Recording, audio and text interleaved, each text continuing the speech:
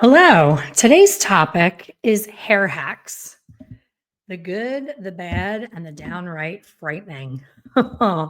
I talk about all the time how much time I spend on Instagram and Facebook, and all I have to do is spend 1 hour on any of those platforms to get lots of things to talk about here with all of you hairstylists. Never ever run out of things to comment on, complain about, or share things that are worth sharing. But recently, there was a post somebody put up, and I turned it into an album in my phone so that I could remember for an episode what to talk about of hair hacks. And some of them were interesting and unique, others were terrifyingly dangerous. Um, what concerned me most with these hair hack ideas is that every person commenting on the hack was like, wow, that's amazing. I can't wait to try it. Not, well, why does that work? Or what are the ingredients in that product? Does the manufacturer agree with you using it in that way? I know there is a line that we've all heard a million times in the industry of learn all of the rules in beauty school and then get confident and get enough experience to know how to break them. That is not me. I am not that hairdresser. I think it comes from my private Catholic school background.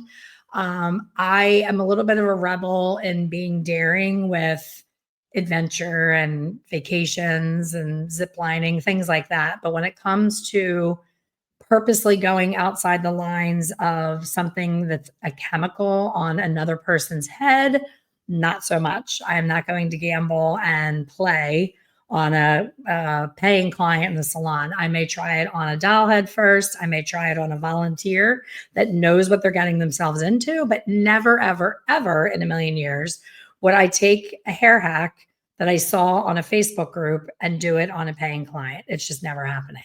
I think that attributes to why I have been so successful as both a salon owner and behind the chair as a stylist and colorist is because I don't I don't do things just because they're clever or, a hack to save time. If it's going to sacrifice my client's integrity of their hair in any way. And most of these are things that are definitely going to sacrifice the condition of the hair. I don't know if they ever even ask their clients permission. It doesn't sound like they do. It sounds like they're just like, oh, I figured this out and this is what I do. So I'm going to go through them and I'm going to share whether I think it's a good idea, a bad idea, or if I'm not really sure. So the first is I mix Redken gels and shades all day long to cover gray. I mix them both to tone or do a base bump while toning. And I also do this for lowlights. So she's taking permanent color and mixing it with demi-permanent color. Is that the biggest sin you could possibly do? Absolutely not. But my question is why? Why would you ever do that? There's two categories for a reason. There's permanent that can lift and deposit, and there's demi that only deposits. The only thing I can think of why she's doing it is that she wants that little bit of a shift in the base. And to that, I say, just use a cream alkaline demi and you'll get that shift at the base. So I'm not a fan of that. She says, I also have never filled anyone in 38 years because I add a splash of red or gold to the color. So for that, I hear that a lot. And I see a lot of color companies saying, don't fill, just add a splash of warmth into your formula. To that, my answer is what I always say is hair color does not have a brain. So if I am putting a splash of red or gold in my formula, say my client is very pale level 10 blonde, and she says, I want to return to my natural color, which is a level 6. If you don't put any foundation in there of yellow orange that's missing from the hair, you're going to get a very flat, I always call it rat fur brown result. It's going to be flat, muddy, hollow, all the things, because that red, yellow, orange has been removed from the hair to get to that beautiful pale blonde. Adding that red splash or gold splash into the color doesn't go in and go, hey guys, Can you let me like drop off some red and yellow before you put your brown on top of me? I'm here just to fill. I'm not here to blend with you guys. No, all of those colors are blending together. And now you have a red and a gold and brown or whatever color you're putting in there. And it just becomes a big fat muddy pile of a neutral, and it's going to look that way. It's not going to stay in the hair as long. It's not going to look, in my opinion, as beautiful as their natural hair would have been at that stage before they lightened it. So not a fan of saying just throw it into your color at all. Call me old school, call me, out of touch, but to me that's just not the best way. Oh, we have a guest here. My granddog's here. Next is I also only rinse after a foil and then tone and then wash. I only tone for 3 minutes and I've never ever had someone come back for a toner. So there's a lot to unpack there. Only rinsing after a foil is fine, but if there's any residual bleach in that hair, your toner is not going to take evenly. It's not going to, you're going to have a reaction of where the residual lightener is and where the glaze formula is, you're going to have a reaction of the two of those together, and it's not going to be what you set out to do. So I like to give it a little bit of a shampoo. I'm not talking like dirty hair shampoo, just a little bit of shampoo, suds it up. Be careful not to, get any abrasions on the scalp, and then rinse it really well, towel dry it really well, and then tone afterwards. And then the part where she says, I've never ever had someone come back for a toner and I only leave it for 3 minutes. Are there times when only 3 minutes of a glaze or toner is enough? Yes. Is that the norm? No. If this person only has to glaze for 3 minutes on every one of her clients, she is pushing the hair to its limits, and there is extreme porosity for the hair to only need 3 minutes. Redken, specifically for Shades EQ, says in their instructions, let the color do its thing, let it sit. Their instructions are on dry hair for 20 minutes. Now we know that 90% of the industry puts it on damp hair, and that's fine. That's also a rule break, but it's fine. But leaving it on for the full 20 minutes is letting the color do what it was designed to do. Putting it on for 3 minutes and rinsing it, you're basically getting a little bit of the base that's depositing. It's looking great that day. But when they come back 3 weeks from now, I promise that glaze is not in the hair. I think the reason she's saying she never had anybody complain is because they're a super pale blonde and they only need it, a little bit of a finish. And it's just a raw blonde that the client's not complaining about because it's not brassy. That's just my 2 cents on that one. The next one is stain removal. Wow, was there a lot of really funky things on stain removal? For me, my answer for stain removal is don't get the stains on there in the first place. That's the biggest thing that I see is that people don't take the time to put a barrier cream around the hairline first to protect that skin. And then there's sloppy, very sloppy application. If I go into a salon, especially a very high-end salon here in St. Pete, I belong to their spa club where I go once a month and get either a massage or a facial. And I've never left there without seeing a woman paying her ticket at the desk with a big, huge ring around her hairline that looks like she just came from church on Ash Wednesday. It's all the way down towards her eyebrow, all the way across her forehead. And this hotel, I guarantee she's paying $300 for a single process. And she has this ring all over her skin. So protecting the skin in the first place is my first line of defense. And then taking a dry towel or cotton ball and going around and wiping all that excess color, anything that has touched the skin, no color needs to be on the skin. I don't care if you have resistant gray at the temple area. The skin is not being colored. It's the hair. So wiping all that off before you set your timer and getting into that habit, wiping over the tips of the ears, the nape of the neck, cleaning up after yourself so that it's not sitting for 30, 35 minutes soaking into that skin. If our clients use Retin-A and harsh, things on their face, even more so, it's going to stain and it's just not a pretty look. They can do that if they want to do their color themselves at home. They're not paying you big money to do their color to leave with stains.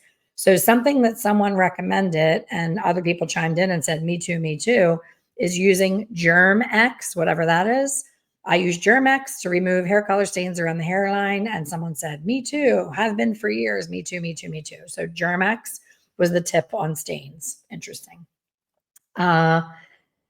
The one person said adding 1 drop of 1B boy in Shades EQ in any icy blonde formula. So that is a spinoff on what they called the drop. Tracy Cunningham and Joe Blackwell used to call it the drop when you took a drop of 1B boy for blue and put it into 3 ounces of clear to make a glaze that was very pigmented with blue, but not so level 1 that it would take your blonde all the way back down to level 1.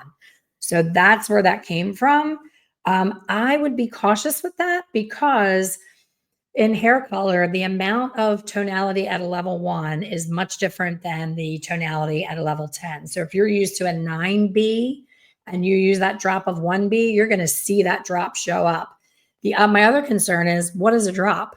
Your drop and my drop could be 2 completely different things. I know with the drop, I'm doing quotation marks with my fingers, the drop used to be the inside of the Shades EQ cap, the inner circle of the Shades EQ cap was considered the amount of 1B to 3 ounces of clear. That's not a drop. If you measure the inside of a Shades EQ lid and put that on a scale, it's going to show up on the scale. So it's not just a drop the way that you would think a drop is. And if you're one of my students and you follow my education, you know that blue is always the bully and it's always going to take over the party. So be cautious with how much of that. I'm not saying it doesn't work. It absolutely works, but be careful what you discern is a drop. Someone said, I add a drop of, speaking of drops, I add a drop of essential oil to the overhead dryer. It smells like a spa treatment. I love that. You're not harming anyone. You're giving a spa luxury experience in a hair dryer. That's fine. My problem that I have is who's under the dryer and what's going on. I can't tell you how many times I read about people putting on scalp bleach for a double processed blonde with powder lightener, 40 volume developer, a plastic cap that they poke holes in with a fork and place their client under a hot dryer for over 30 minutes. That is the most terrifying thing I've ever seen in my life. And that is so, again, my opinion, I am not a chemist. In my opinion, that is utterly irresponsible. It is unnecessary. It is pushing a product to do things it is not meant to do. And it is downright dangerous to put on scalp bleach like that under heat. So if your little essential oils on your dryer are over top of somebody with on scalp lightener and you're putting them under heat, shame on you is coming from me, because I know for a fact from studying with chemists and high level mentors that you can actually give someone cancer by putting color, permanent color and bleach on their scalp and putting them under the dryer. We have a responsibility as hairstylists to understand the chemicals that we're using and not be so kitschy and cute to do these hacks at the detriment of our clients. Just don't do it. Just book the time that you need, charge more for your time, do something different, but do not do that and put them under heat. Here's a unique one. I used a scoop of bleach in every red formula to break the base and pop the red. A scoop of bleach in a red formula for regrowth, retouch of a red to break the base. In all of my years, almost 40 years behind the chair, that to me is the most insane combination and idea that I've ever heard. First of all, red, we want the power of the red. We want the intensity of the red. We don't want bleach to eat through that pigment. Second thing is, you're really not breaking it. Well, it depends. You can be breaking a base when you're doing a redhead, but to me, anything you put powdered lightener in, the powdered lightener takes over and it becomes an expensive bowl of powdered lightener.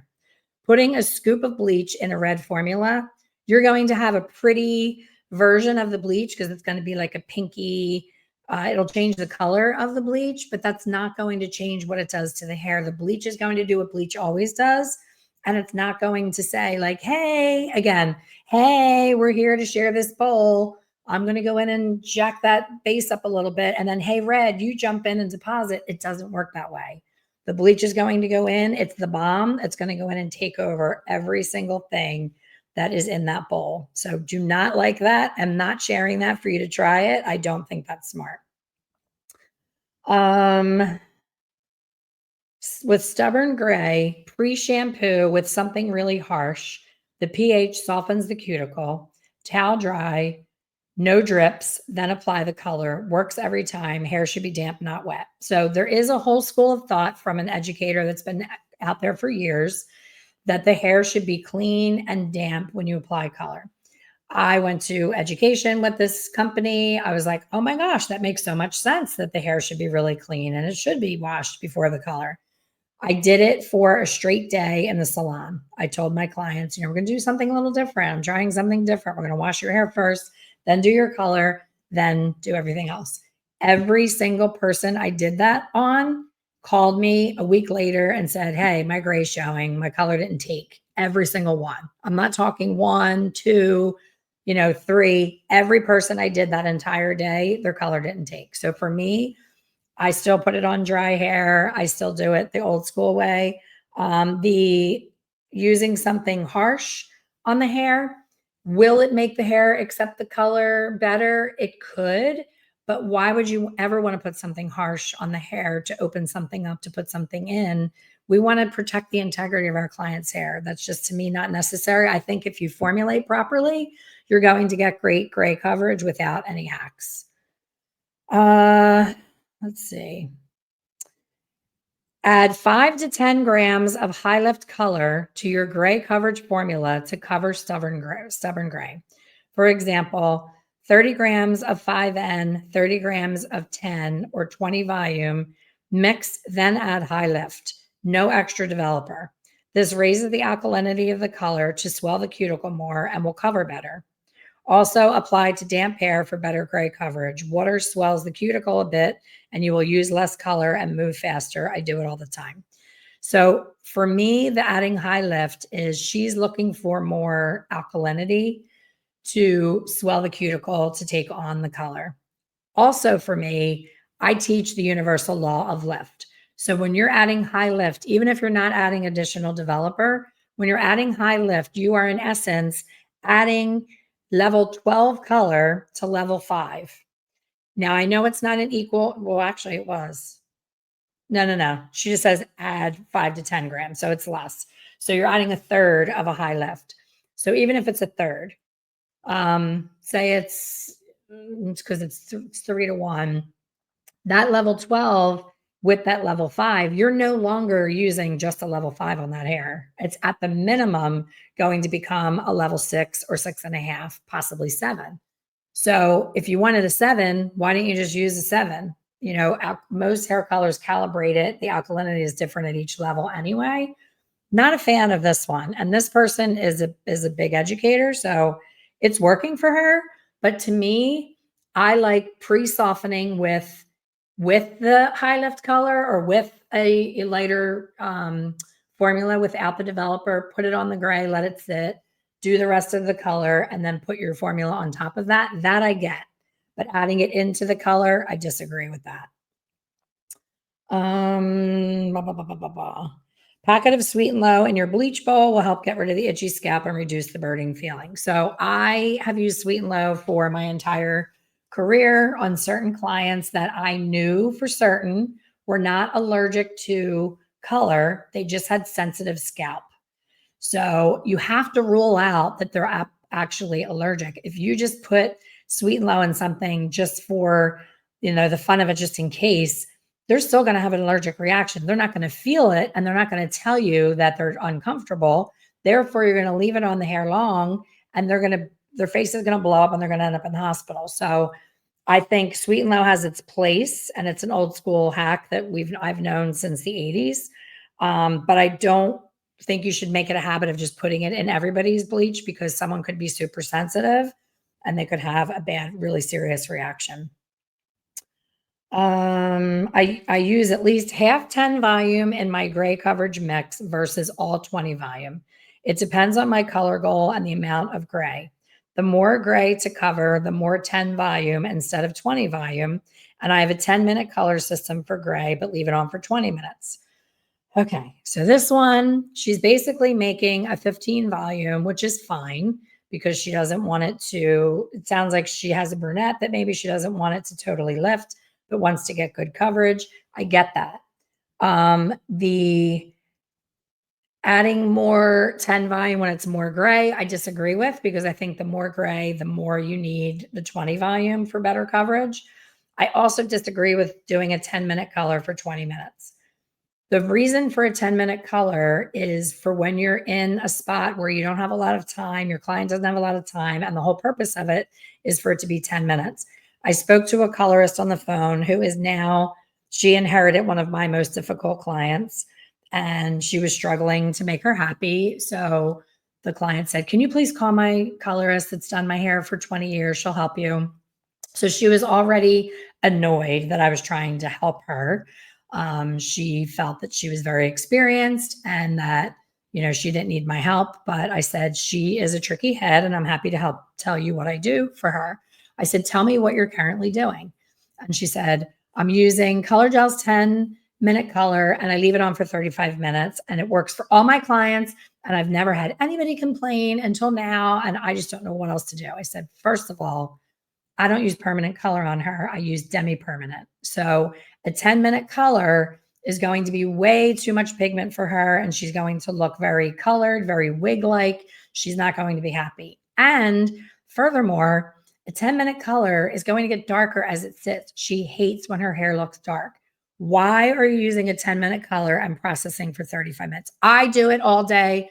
I do it on all my clients and I've done it for 10 years. I said, first of all, Redken Color Gels has not existed for 10 years. It's been a few years. So she didn't like that either. She hung up on me, basically. But the moral of the story is she did not make my client happy. Doing her little hair hack that she feels is so amazing and she tries on other clients, what she's basically saying is that she likes a highly pigmented color line and that Redken Color Gels is not pigmented enough for her.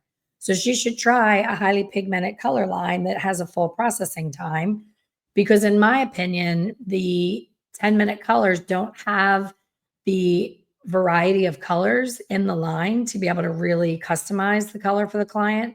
I find it to be very boring and very shoe polish like, and very much like a client would do at home themselves. So again, sometimes the hack just isn't worth doing. This one, adding some of the color into the perm neutralizer to redeposit color if needed. That was a very 90s thing. In the early 90s, we were doing perms like crazy.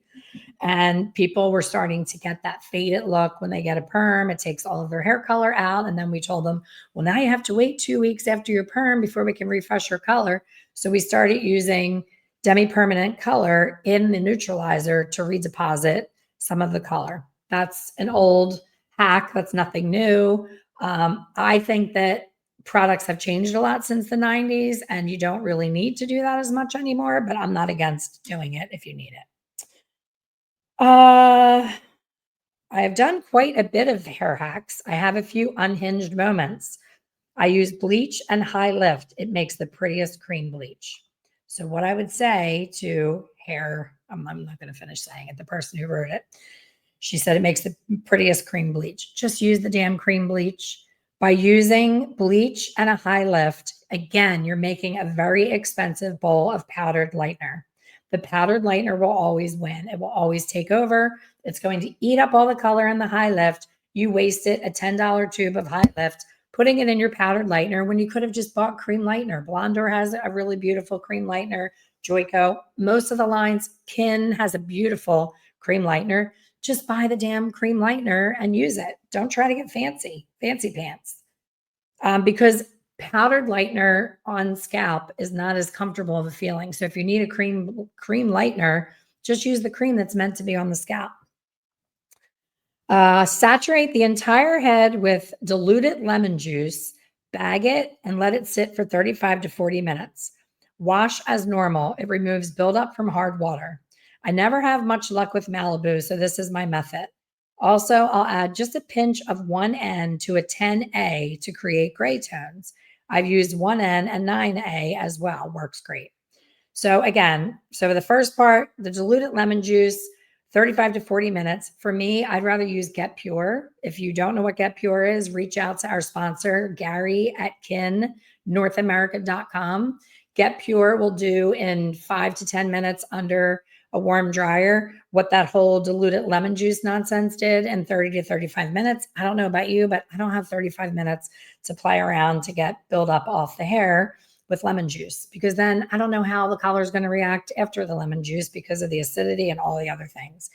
The pinch of 1N to 10A I get because, again, the pigment at a level 1, much stronger than the pigment at a level 10. Your silvers and grays are tough to get. What I prefer to do for silver and gray is to layer the hair and pre-tone. That's a whole other conversation. But doing that is not going to hurt anybody.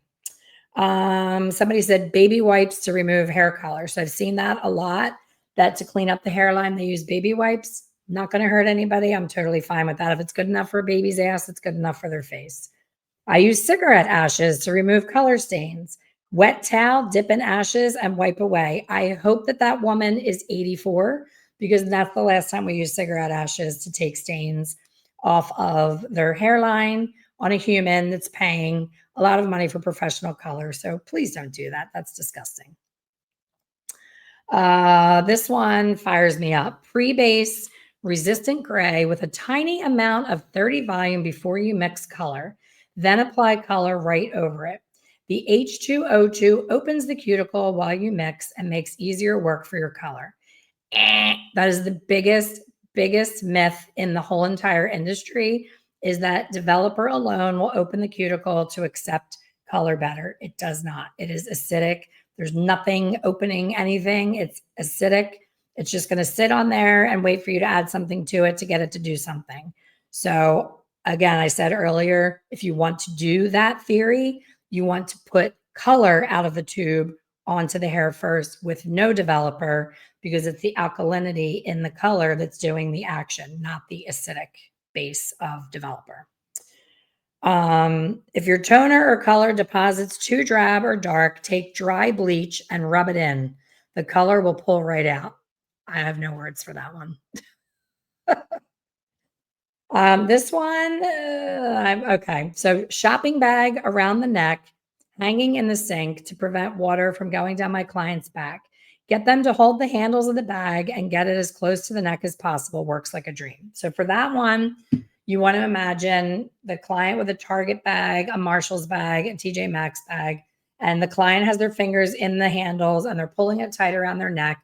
The bag is in the sink. So when you're rinsing, the water is going from the hair right over the bag into the sink, and it doesn't have a chance to get your client wet. I love the thought process. What I don't love is the unprofessional nature of a Target, Marshall's, TJ Maxx bag. My dear friend Jennifer invented the Bib Buddy. It was a salon bib with a Velcro fastener that you put on Superman style. So the Velcro fastener, picture a baby's bib swung around with the Velcro at the neck. The bib goes into the sink. It was amazing. Her and her husband were making them by hand. They just couldn't keep up with the demand and they dropped it. I thought about taking it over, but I don't want to be, making things by hand either. I thought about getting it made, overseas, and it just became too big of a project, but I love it. And I guard mine with my life. What other companies have done is rip off Jennifer's idea. She was the first. You heard it here. She was first. It was her idea. Ramar has them. There's a couple companies that have disposable ones, but they're clear. They have a long enough strap that you can tie it around the client's neck on top of the towel so that you're not making your client hold on to straps like they're going zip lining when they're at your sink. So love the gesture, but don't love the not professional version of it. Something else before I go that I wanted to share. This has nothing to do with hair hacks, but someone said in my neighborhood group, hey, ladies, does anyone have availability in their salon for half highlights Saturday or Sunday? We've trained clients to say half highlights, whole head, half head. Stop doing that. Your expertise and your talent doesn't matter if you're doing half of the head or the entire head. If you are coloring hair correctly and you're following the shape of the head and you're giving the client what they need, I'd rather see you base it on time and product costs than half head, full head, because think about the density, the texture, and all of the things in each individual client. Some half heads on a client with a ton of density of hair is more work, more foils, more product than someone with fine hair that's getting a full head. So if you're teaching your clients that verbiage, and if you have that verbiage on your menu, I'm not going to go on and rant because this is the end of this episode, but let's pick up where we leave off here, and next week talk about, what to put on your menu to protect you so that you don't have clients getting in that bad habit and bullying you into half of things that they need whole of. And I'd love to hear your feedback on the hair hacks and see what you thought of this episode. So as always, thanks for listening, and I will see you on the next one.